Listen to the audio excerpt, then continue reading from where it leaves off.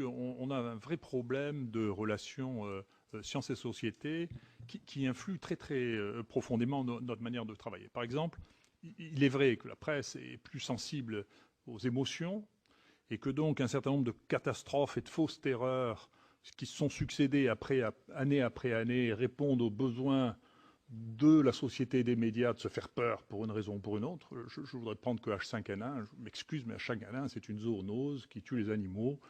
Il n'y a pas de transmission humaine. La prédiction, je vois votre papier, là c'est très intéressant, mais la transmission chez le furet ne préjuge pas de la transmission chez l'homme, c'est un fantasme, mais qui est un fantasme entretenu parce que les grands journaux, y compris les grands journaux scientifiques, Nature, Science, vivent de cette émotion qui excite tout le monde.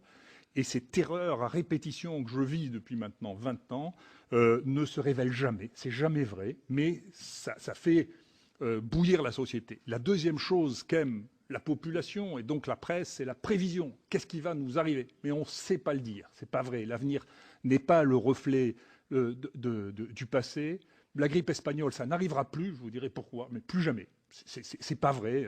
Marx disait, si, vous voyez, je m'adapte au passage à la rougeur, à propos de Napoléon III, l'histoire se répète la première fois comme un drame, la deuxième fois comme une farce. C'est ce qui s'est passé avec la grippe espagnole.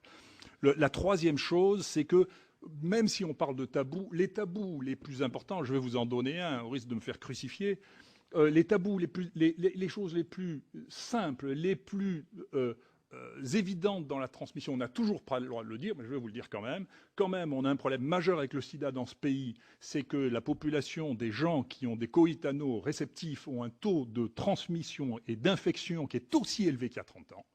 D'accord, et que la transmission de l'hépatite C sexuelle, ça n'est pas sexuel, c'est le coïtanat réceptif. On ne peut pas le dire, c'est un mode de transmission essentiel. La médecine et la science n'est pas politiquement correcte. Elle est ce qu'elle est.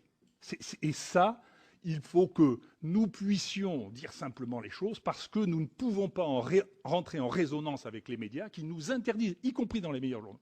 Mais on peut dire, une différence entre la France et l'Angleterre, quand quelqu'un arrive en urgence en Angleterre parce qu'il a eu peur d'avoir attrapé le sida, on lui demande s'il a eu un coïtanal réceptif pour lui donner ou non une prophylaxie. S'il l'a eu, il a une prophylaxie. En France, tous les gosses qui ont d'un coup la trouille parce qu'ils sont envoyés en l'air le samedi soir ont droit à une prophylaxie qui n'est pas justifiée par la connaissance scientifique. Donc voilà un élément majeur de relation avec notre société. Vous voyez, les tabous qui restent, qui sont infranchissables. Voilà un autre tabou, l'épidémie du choléra, un tabou de l'OMS d'ailleurs. L'épidémie du choléra, on sait depuis relativement tôt, tous les gens à Haïti savaient que c'était les soldats népalais qui avaient apporté, qui venaient d'un pays épidémique dans lequel il y avait une épidémie de choléra, qui sont arrivés, qui avaient des sanitaires qui étaient dans un état épouvantable.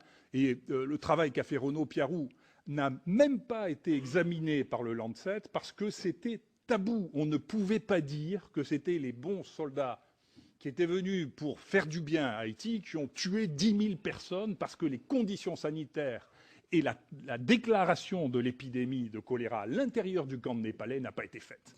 D'accord? Voilà des éléments majeurs qui ne sont pas mineurs. Ça, c'est des choses majeures. Notre rapport à la société fait qu'on ne peut pas dire ce que nous savons. La deuxième, donc, il y a là une vraie réflexion sur tant qu'on sera tellement excité par ceci. La deuxième chose que je voudrais dire, et qui est un point important pour lequel je ne suis pas suspect non plus, je crois, sur lequel on n'a pas insisté suffisamment, c'est le rôle des carnivores dans l'émergence des maladies. C'est ce qu'on est en train de découvrir quand même. Je ne fais pas partie des écologistes qui sont contre le fait qu'on mange la viande.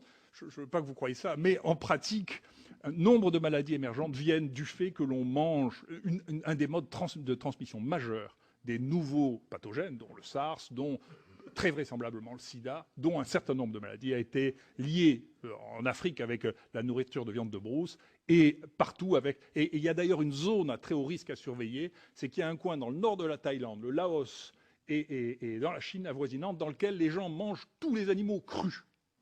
C'est une zone culturelle et dans laquelle cette zone est probablement une source à venir tout à fait extraordinaire de nouveaux pathogènes émergents. Ils mangent les poissons crus, mais ils mangent tout avec les viscères, etc. Il y a des maladies qui sont spécifiques à cette zone parce que c'est les seuls à manger tout cru.